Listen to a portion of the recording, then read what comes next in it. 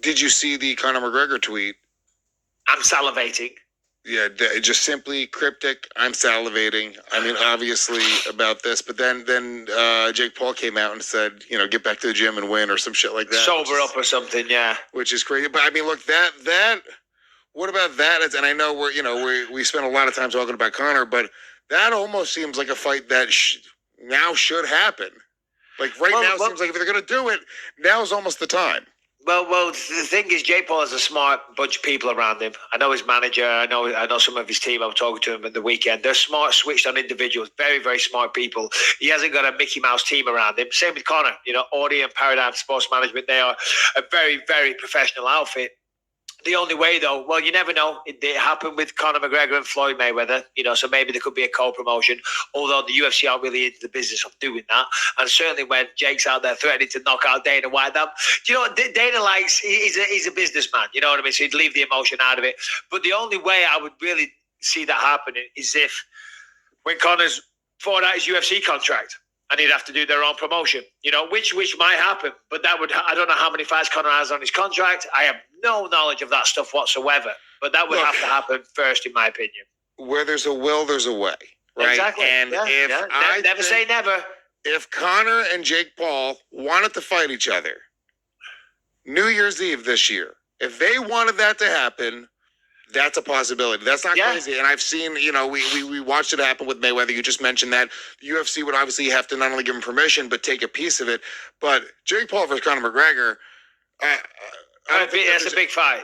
There's nobody you're going to put Conor against that's going to sort of draw that sort of because at this point, it's like, no offense to Conor, it's not shitting on him at all, but he's really had somewhat of a fall from grace with MMA. And I don't think people are going to tune in because Conor McGregor can beat any man in front of it. It's a tough, and so you got to give him guys that are lower ranked, which doesn't really make sense for the career of Conor McGregor, right? This is a guy, his phone, just in terms of pay-per-view generating dollars. I mean, massive. Massive. Massive. It's one of the biggest. It's one of the biggest you could do, and I hate to say that. It may be the biggest fight of all time. If they did that right now, I'll say that right now. Maybe the biggest fight of all time. There's a potential for that because who was I talking to yesterday? It was someone about the potential pay-per-view buys of this thing, and they were like, "Well, he's not going to get that many," because the person I was talking to said the amount of money Tyrone might make if it does X amount of pay-per-view buys, and someone else I was talking to said he's not going to do that many. I said, "Well, I don't know," and I know that this isn't how it works. Just because I have 1.9 million people follow me on Instagram, that doesn't mean that when I do something, I'm going to have 1.9 million sales.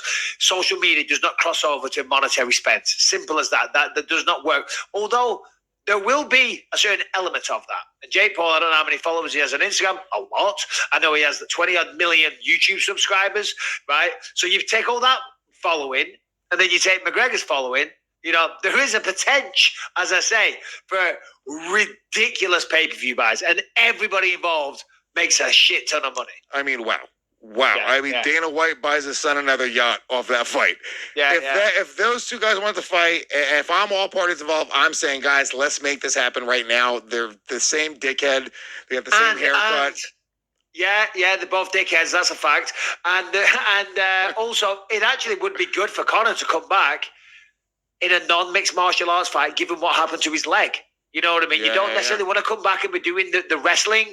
You don't want to be doing the kicking, the takedowns, the jiu-jitsu. Let that heal up. Boxing, hands only. Lots of footwork, but no wrestling, no takedowns, no kicks. No too much trauma on the legs. Get his mojo back. Fight Jake Paul. Get the fucking dust off the cobwebs. Get his mojo back, and then come back to the UFC with an extra $150 million, $200 million in his bank account. I mean, that's not a bad scenario, actually. In fact, if I'm Conor McGregor, that's what I'm doing. That is what I'm doing, dog. And not for nothing, at this point, it's not the same sort of quote-unquote blemish. Even Ben Askren has to be going, all right, cool. Thank God. Ben Askren, it sucks. What do you mean? What do you mean? Because I think it was much more of a blemish on Jake Paul's career to get starched on Ben Askren's career to get starched that way by Jake Paul when it was just this guy who hadn't fought anybody. Now that he's showing more potential, he beat Tyron, who's an actual real fighter. I feel. No, I see what you're saying. Askren wants Jake to go on and fucking destroy everybody. He's like, see? I was He's just a killer. Guy's incredible. He's not even human. The guy's sloppy. He's tall, he's young, he's got cardio, he's got a gas tank. But I'm done. I don't think I can continue this conversation anymore. Okay, I can only dedicate so much of my time to you it. give me this speech at the end of every Jake Paul fight. Bisping's like winded. He's done. It's almost like you look like you're just physically exhausted with Jake Paul. That's it. No, I was just there last night. I was surrounded by it all. I got to tell you, fun crowd. That was a fun audience as well. Yeah. A lot of loud, colourful, extravagantly dressed people making a lot of noise. Puerto Ricans. Yeah, I was sitting there exhausted, just like, oh God, can just get this fucking done? I want to go to sleep. But yeah, fun crowd, fun time. One person we never mentioned, we should have done. Tyson Fury's brother, Tommy Fury. Yeah. He was on there Saturday night, and to be honest, they seem to be at a crossroads, and they actually had a run-in with one another backstage, and then they, that was definitely going to be a viral moment. They were talking shit to one another. Security had to get involved and whatnot. Tommy Fury, Tyson's little brother. He's won a few fights now. I forget what his record is. 7-0 now. But I'll be honest, Saturday night, I don't think. See, they were destined. They were on a crossroads. They looked like they were going to be on a collision course. But I don't think, and I'm not hating on Tommy Fury. He's a young boxer, and he's clearly athletic. I mean, Jesus Christ, have you seen the physique on the guy? My God, it's pretty amazing to see that Tyson Fury and Tommy Fury came from the same gene pool. Do you know what I mean? Because Tyson Fury's been way out of shape. It's like twins, Arnold Schwarzenegger and Danny DeVito. Yeah, it really is. Tommy Fury looks like he's fucking carved out of fucking granite. But he's a young boxer. We had a big opportunity against a guy that was way smaller than him, who only had one boxing fight, who is an MMA fighter. There he is on the scale. Handsome guy. Handsome guy. Beautiful guy. Beautiful guy. Yeah. Like that guy. But hair, look at that face. Let's go. Tommy cut 20 pounds to make the weight. He's way. What was the weight? I forget now, but still. But in the ring, he looked significantly better, and he should have taken that guy out. Really, he should have. What was his name? I forget. Anthony Pretty Boy Taylor. He should have taken him out, and if he hadn't done, then he could have made a case to fight Jake next. And you never know, maybe they do that. But realistically, that's what Jake should do, and we'll move on from this in a second. But that's what Jake should do. He should fight now another boxer. But the problem is another boxer low down at at his level of the career.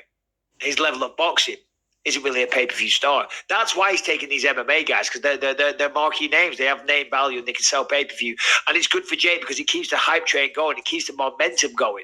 If he goes up against another boxer that's 4-0, okay, Jake is by far the A side and he's the guy that's going to sell it. But if you want that story, you want that sizzle, you want to get the public emotionally involved, that, oh, hold on, this might be the one where the problem child gets put on his face. This might be the one where he gets knocked out and made a fool of. That's what sells. That's what people want to tune in for. You know what I'm saying? So I'm not sure Tommy Fury would be the guy. But still, either way, listen, can't hate on the guy. What he's doing is he's turned himself into a fucking big joy in boxing. And, God bless him. You can't hate on the entrepreneurship of it. You really can't. Well, so Tommy Fury, I'm trying actually for his, because I don't know the boxing weight classes, so I guess he's competed at cruiserweight and he's competed. Yeah, there's about fucking 5,000 of them. There's about 5,000 weight classes. Are they the same size? This is what I'm trying to get from all this. No, they're far from the same size. Tommy Fury's way bigger, way taller, way heavier, well, he's not taller. way more experienced. He's 6 feet tall. Tommy? Yeah. Yeah, the other guy's shorter. I don't know what he is, but maybe someone looked that up. But Jake Paul's 6'1", Tommy Fury's 6'4". I'm just saying, and also, you're talking about Jake and Tommy. Yeah, no, they're about the same size. Yeah, that's what I'm talking about. So look, he was part of, and they box kind of similarly because they're both raw. They're both still novices, if you will, in their boxing career. So that would be a good matchup. And with him being on that card, being on the undercard, there's a bit of sizzle there. Maybe a lot of people saw him fight and might make sense. Well, look, good for Jake Paul. Do you think Jake Paul has a future in boxing? Just final note on this, and then we'll move on and we'll wrap up somewhat soon. But do you think he has a real promising career in the sport of professional boxing? 12 months. That's what I'm telling you right now. In the next 12 months, this is the number one biggest business opportunity. He's had 4 fights. If he continues progressing at the rate he's progressing now. Oh, by the way, we're going to play this because this was in the fucking notes. The clip of Dana White at the post-fight press conference Saturday night. And I got to say, this is a funny clip of Dana because I think it's John Morgan from MMA Junkie says to Dana, hey, Jake Paul said, next time he sees you or when he sees you, he's going to knock you out. And can we play that clip? Harrington put it in the notes, Brian, because this kind of relates to the question that you're asking about Jake's next opponent. Listen to this. Jake Paul keeps mentioning your name. He says he's going to knock you out if he runs across you in Vegas. So are you tuning in and cheering for Tyron tomorrow? It actually makes sense. I'm 52 years old. I'm in the age bracket of guys he fights. So, yeah, I could see him wanting to fight me. It's all he fights are 50-year-olds. Get in line. There's plenty of people that would like to assault me. Get in line. It's a long fucking line, buddy. You're going to be waiting for a while.